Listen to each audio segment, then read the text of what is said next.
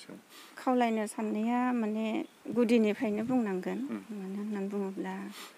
बिसोरो अक्ट'बर मासावहाय NIA case फैदोंमोन बाजैनि ओमफ्राय बेखौ मिथिनायनि उननिफ्रायनो माने जोंनिफ्राय गोजान जानानै दङ दिनैसिम जों लोगो मोनाखैखौनो बुंजायो डिसेम्बराव क्रिसमासनि समाव बिसोरो फैदोंमोन गंसे स्कुल दङ नालाय गावसोर खुलिनायनि बे स्कुलावहाय बियो फैदोंमोन फैनाय समावहाय माने सरकारनि मानसिफोरा फैनानै खेबसे नङा खेबनै नङा खेबब्रैसिम लोगो हमफैदों लोगो हमफैनानै बिसोरो माखासे खोथा रायलायदोंमोन खिन्थु खोथाया मिलायैनि जाहोनाव आरो बिसोरो बेनिफ्राय जोंनिफ्राय माने गुबुन जायगायाव थांफिनदों आरो दा बे थांफिननायनिफ्रायनो जों दिनैसिम जेबो खौरां मोनाखै आरो ओमफ्राय कन्टेक्टबो गैया बिसोरनियाव मबाइल गैया हिसाबै दाने बिसोर थांखांनायनि उनाव आरोबाव सरकारनिफ्राय फैनानै माखासे मानसिफोरा माने जोंनियाव खबर लाफैबाय थादोंमोन खबर लाफैनायलाय माने जोंहा जेबो बिसोरनिफ्राय खबर मोनै हिसाबैहाय जों बुंबाय जों मिथिया बे समाव बिसोरो बुंदोंमोन माने अपारेशन जासिगोन माबा मोनसे जानो हासिगौ मानसिखौ थाब नांगौमोन होननानै बुंफैबाय थादोंमोन दा बुंफैनायलाय माने जोंबो सेस्था खालामदोंमोन मानसिफोरखौहायो जेनेबा खबर लाबायदोंमोन गुबुनफोरनियावहाय ओमफ्राय जेबो खौरां मोनैखाय जों दासिम दङ आरो ओमफ्राय बे समाव बिसोरो बुंदोंमोन जेनेबा फैनानै बुंफैनायाव अपारेशन जासिगोन जों थैनायखौ लुबैयाखै नोंसोर न'खरनि मानसियाबो थैनायखौ लुबैयो नामा जोंनियाव सोंदोंमोन आरो ओमफ्राय जों होनदों जोंबो सेस्था खालामगासिनो दङ मानसिफोरखौ जेनेबा बबेयाव लोगो मोनगोन जोंबो खबर लादों ओमफ्राय बे समाव बुंदोंमोन नालाय बिसोरो माने न'खरा खस्थ' मोनसिगोन होननानै बे समाव आं बुंदोंमोन माने जाया दायनिगिरि बिसोरखौ नागिर बाजैखौ नांगौ आदाखौ नांगौ सानैखौ नागिर खिन्थु न'खरनि सायाव बेबायदि खालामनो मोना होननानै जों सिगाङावनो बुंदोंमोन ओमफ्राय जेब्ला लानानै थांदोंमोन लानानै थांखांनाय उनावहायबो माने आं गोबां खोथा बुंदोंमोन ओमफ्राय मैखोमा सिनायो आदा मैखोमखौ बेयो कल कनफारेन्स खालामनानै आंखौ हेमन्त सारजों ओमफ्राय सार प्रमदजों रायलायनाय समाव माने फंनैसोल' खोथा बुंदों बिसोरबो नोंनि दादाया बबेयाव दङ ओमफ्राय आं बुंबाय आं मिथिया ओमफ्राय सोंदों आरो माब्लानिफ्राय गैया होननानै ओमफ्राय आं बुंदों डिसेम्बराव फैदोंमोन डिसेम्बराव फैनायनिफ्रायनो दिनैसिम लोगो मोनफिनाखै ओमफ्राय बिसोरो बुंदों नोंसिनि दादाखौ बाजैखौ लिंबो लोगो मोनोब्ला जों रायज्लायगोन बिसिनि जेसेबां हेमन्त बिश्व शर्माया बुंदों कर्टआव जेसेबां खामानि दङ बेखौ जों मावगोन जास्ट नोंसोर माबा बुंहरदों आरो जेनेबा लिंनानै लाबो जोंखौ रायलायगोननो होननानैहाय बिसोरो बुंदों ओमफ्राय दा बिदि बुंनायलाय माने जोंबो सेस्था खालामदों थेवबो जों दिनैसिम लोगो मोनाखै ओमफ्राय आइमोनखौ लानानै थांबाय दिनै हगारगोन गाबोन हगारगोन बुंबाय थादोंमोन ओमफ्राय दिनैसिम आइखौ हगारदों ओमफ्राय आदा सासे दङ बेखौ हगाराखै आरो दासिमबो दा जोंनि लुबैनाया बेनो माने जायखौ नांगौ बिसोरखौ नागिर अपारेशन खालामनो होनदों अपारेशन खालाम जोंनिफ्राय जेबो अबजेक्सन गैया आरो माने जायखौ नांगौ बिसोरखौ नागिरनानै लाबो जेलाव सोनो गोसो सो मा साजा होनो गोसो हो खिन्थु जों थैनायखौ लुबैयाखै आरो जोंबो थैनायखौ लुबैयाखै जों बे खोथाखौ सिगाङावनो बुंदोंमोन ओमफ्राय बिसोरो माने जों नागिरगासिनो दं होनदोंमोन ओमफ्राय आरो बुंबावदों बिसोरखौ नागिरनो साननैबो सम नाङा होननानै बुंफैदोंमोन दा मास मोनसे 1.5 मासानो जाबाय नै दासिमबो मानो नागिरनानै लाबोनो हादिया सरकाराथ' बेखौ दायथ' लानो हायो न'खरनि सोरबा दाय गैयै मानसिखौहाय लांनानै दोनहैनानै बेबायदि खालामनाया मोजां जायाखै आरो जों बेखौ लुबैदों नोंथांमोना सानो नामा बिटिआर गोरोबथा जाखांनायनि उनाव माखासे जिथुनाखि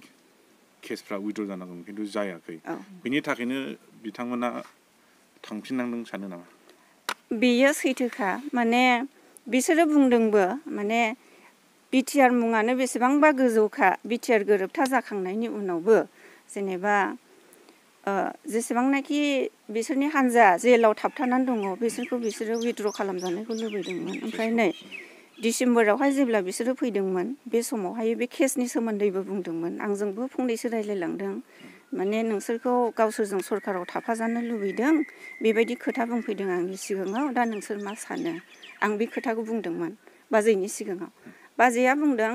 जोंथ' थानो हायो खिन्थु जों फैनायनि सिगाङावहाय जोंनि केसफोरा जेसेबांनाखि थाबथानानै दङ बिसोर गासिबो विथड्र जानांगौ बिनि उनावसो जोंबो फैगोन बेबायदि उनाव मावगोन होनना बुंनायावनो गासिबो खामानिफ्रा थालांजोबदों नैबे खोथाखौ बुंदों आरो बाजैया दा जोंबो लुबैयो जेनेबा विथड्र जानायखौ जेनेबा सोरबा बायदिया बेबायदि खस्थ' मोननांनायनि गेजेरजोंनो सुइसाइडबो जानानै थैनानै थांनाय खौरांखौ जों मोनदों दा बेखायनो माने बेफोर समयसाफोरा माने थानो नाङा आरो समयसाया माने गिबियाव नोंथांमोननिसिम साबायखर बावग्रोबाय जोंनि बेसिम फैनानै खौरां लाफैनायनि थाखाय समयसायाथ' मोनसे दुखुनांथाव होननानै जों बुंनांगोन बे समयसाया जाहैबाय थांनाय जानुवारि मासनि 14 थारिख फुंनि 9टा 9 बाजिसो टाइमाव समायाव आमगुरि थानानिफ्राय असिया फैनानै नैबे जोंनि आदा मार्टिननि न'खराव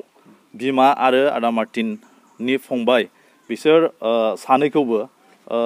SP सारा स्टेटमेन्ट लानो लिंहरदों होननानै लांदोंमोन ओमफ्राय दा बै समनिफ्रायनो दासिमबो स्टेटमेन्ट लानो लांनायनिफ्रायनो दासिमबो बिसोरखौ हगार हरनाय जायाखै दा जोंबो गोबाव सम जाबाय बै 14 थारिखनिफ्राय लानानै दिनैसिमाव 40 दिनानो जाना थांबाय नै दासिमबो हगाराखै जों नेनानै दंमोन आरो माने माब्ला गगोन साननानै गावसोरबो हगारगोन होननानै गसिगोन बेफोरबायदि खोथाबो जोंनो होबाय थादोंमोन दा दिनैसिमबो गयैलाय जोङो दिनैहाय नैबेखौ जोङो ससियेल मिडियायाव फोसावबाय जाहाथे बेहोजों दोनहैजानाय SP कास्टडी काजलगाव गेस्ट हाउसाव दोनदों बिखौ ओमफ्राय बेखायनो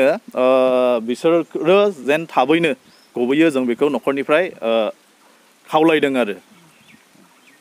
ओरैनो मा जाहोनाव बिथांमोनखौ लांनानै दोनहैनाय जादोंमोन जाहोनाथ' बेनो बिसोरथ' मार्टिन आरो बैसागि होनाय आरो बिसोरो सिगां NDBR फेक्सननि खासोमोन ओमफ्राय दा बिसोरो बैसागि होननाया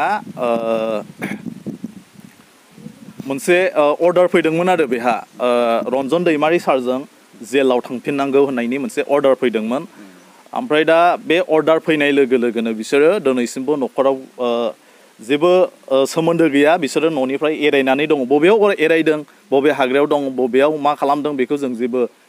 खबर गैया जों मिथिया माने जों मिथिनाय बायदिबा जों बेयावनिनोखा आंबो जेनेबा आं काजिन माबा जायो फंबाय जायो मार्टिननि दा जोंनि मोनथिनायावथ' जोंनि नुनायावथ' बियो न'खरजों सिगांनिफ्रायनो सेपारेटखासो जानो हागौ बियो थैनि सोमोन्दो दङ थैनि सोमोन्दो न'खरजों दङ नाथाय गुबुन जेबो सोमोन्दो गैया आरो दा बेखायनो बेबायदि सोमोन्दो गैयि मानसिखौ बेबायदि जेनेबा दोनहैनानै जेबो मोजां रिजाल्टबो फैखानाय नङा बेखायनो जों खावलायदों न'खरनिफ्राय जानाखि जाय बेक्तिखौ दासिमबो हगाराखै बे बेक्तिखौ थाबैनो हगारनायखौ जोङो सरकारनिसिम आर'ज गाबदों आरो दा साबेसे दङ दा सानैमोन आरो बिसोरो ओमफ्राय दा सासेया 20 दिनसो 19-20 दिन जाबायमोन 20 दिनसोनि उनाव बेहाबो मोनसे जाथाय जादों आरो बे जाथाया जाहैबाय बियो मोनसे थैनायसिम अबस्थायाव थांबायमोन आरो बिनि बिमाया मार्टिननि बिमाया प्रेसारजों सेन्सलेस जादों गोग्लैदों आरो बिनि उनावहाय हाखु दाखु जेनेबा हस्पिटाल लवार आसामाव हस्पिटालावहाय लांनानै बिनि देहाया मोजाङाव फैफिनदों जुदिबा बियो माबा मोनसे जानांगौमोनबा जुदिबा थैयोमोनबा दा बिनि दायथ'खौ सोर लागौमोन सरकारा बेखौ लागौमोन नामा दा बेखायनो जेनेबा जोंनिफ्राय न'खरनिफ्राय खावलायनाय आरो बेखौनो बुंहरबावबाय जानाखि दा सासे दंबावो बेबो एसे प्रब्लेम दंखायो सिगांनिफ्रायनो रिपर्टफोरबो दङ जों नांगौबा देखायनो हाजोबगोन ओमफ्राय दा खर'आबो एसे गाज्रि जानाय बायदि जों एसे आन्दाज मोनबाय आरो माने फनफ्राव बिराद बुङो दाख्लैबो गंसे फन देख्रुबखांबाय बियो ओमफ्राय जोंबो न'खरनिफ्राय एसे हाखु दाखु गोख्रैनो फन गंसे बायना हैफिननाय जादों आरो बियो बुंहरबाय थायो आरो आं थाला थैसिगोन सुइसाइड जाना आं थैसिगोन नैबे खोथाखौ बुंहरबाय थायो आरो बेखायनो बेफोरबायदि एथ'ग्राब इसेबां मेन्टेलि टर्चार खालामालासे जाहाथे सरकारा एसे बेबस्था खालामनानै न'खरनि दुसि दाय गैयि मानसिखौ बेबायदि हारा हास्ति खालामालासे मोजाङै मोजां हगारफिनोब्ला जों जोबोर मोजां मोनगोन आरो बेखौनो बे बिसाखौ दाय गैयिखौनो दोनहैबाय जोंथ' सिखाव खावाखै मानसि बुथाराखै बेबिसारि खालामाखै जोङो जोंखौहाय दोनहैदों बिदिनो थगायनानै हरसे मानि जोंखौ खस्थ' खालामदों बिसना गंसेल' होदों जोंनो खम्बल गांसेल' होदों उन्दुनो हायाखै बेयावबो आं लोमजादों अखानायैसो बुंजानानै जोंनो बिसनाखौ आलदा आलदा होदों सिबो आलदा होदों बिनिफ्राय हस्पिटालाव लांनानै आंखौ ट्रिटमेन्ट खालामबाय आरो दोनै दोनबावबाय बेयावनो आं प्रेसारजों माबा जानानै आंखौ हगारदों आरोखि दा आंखौबो हगारखायामोन बिदि प्रेसार बारा जानानैसो आंखौ हगारदों दा आं बे फिसाखौ आं हगारजानो लुबैदों माने जों दाय गैया नालाय दायनिगिरिखौ नागिर ना सरखारा नागिरनांगौ हायोबा माने नागिर जों दा नागिरबो होनना नागिरनांगौ सरखारा दायनिगिरिखौ जोंखौ हगारनांगौ बेनो आरो आंनि खावलायनाया सानबैसे दोनहैदों मादै आंखौ 20 दिन दोनदों 20 दिन दोननानै आंखौहाय बे प्रेसारनि माबायाव हगारदों माबे जायगायाव दोनहैयो आंखौ काजलगाव गेस्ट हाउसावनो जों बिमा फिसा सानैखौबो दोनहैदों बिनिफ्राय बे आमगुरि थानानि जे असिया हिनजावखौबो लाबोफाखै हिनजावथ' सासे नांगौमोन ना हौवाफोर गोजा लानानै थांदों बेबायदि आरोखि ओमफ्राय दानो दोनफैफिनगोन माने एसपि सारा स्टेटमेन्ट लानो लिंहरदों नोंसोरखौ जों दानो दोनफैफिनगोन होननानै थगायनानै लांदों दोनहैनाय लोगो लोगो बियो खारखोमादों बे खारखोमायैनो आंखौ लाबोजासे बियो नुजायाखै आरो एसपि साराबो नुजायाखै बिदि जादों दा बे समयसाखौहाय समाधान खालामनो थाखाय जोंनि जिथुनाखि बिटिआर सरकार बा प्रमद बर' दैदेननाय बिटिआर सरकार बिथांमोनखौ माबायदि खावलायनो बेखौनो गोसो जायो माने आङो बे खावलायनाया बेनो बे बिसाखौहाय माने हगारनांगौ आंनि खावलायनाया बेनो आरो माने बेयाव दोनबाय थायोब्ला बियो गाज्रि जागोन आरो माबा मोनसे जानो हागौ सन्देहआव माने एखे बुंखानायखा गावनो दा जोङो गिगासिनो दङ जों सिन्था खालामगासिनो दङ दायनिगिरि नङा जेराव दाय गैयिखौनो दोनबाय थाबाय जेबोथ' खामानि मावनो हाखायाखै बिनिखायनो आं सरखारखौ खावलायदों आरो थाबैनो जाहाथे जोंखौ हगारो जोङो गरिब सानसे मावाब्लानो जों मोनजाया जों खेथि बाथि मावनानै जानाय जोंखौहाय थाबैनो हगारजानो लुबैदों आरोखि आङो